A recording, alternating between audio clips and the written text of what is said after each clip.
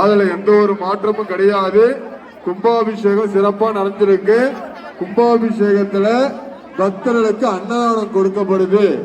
அன்னதானம் கொடுக்கிற இடத்துலயும் கூட்டம் அதிகமா இருக்கு. பொறுமையா வரிசையில் நின்று அன்னதானத்தை வாங்கிக்கங்க.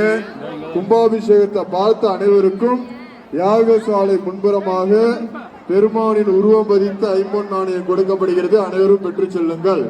வரிசையில வந்துகிட்டே இருங்கம்மா, நிக்காதீங்க, வந்துகிட்டே இருங்க. ஒரே இடத்துல யாரும் நிக்க கூடாது. நிக்காம வரிசையில வந்துகிட்டே இருங்க. மிக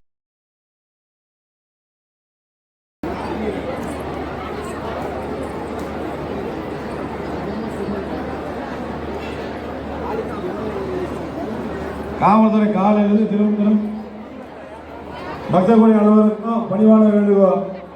காலையிலிருந்து சொல்லிட்டு இருக்கிறோம். ஒருத்தர் ரியல்மி செல்போன் காணட்டு வந்து காணட்டு வந்து நின்றுட்டு இருக்காரு. ஒருத்தர்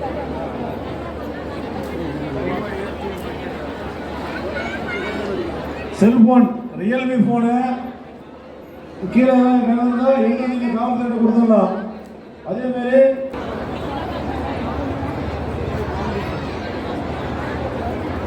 தீர்த்தம் வாங்கினாலும் சாமிக்கு முன்னாடி நிற்குங்க.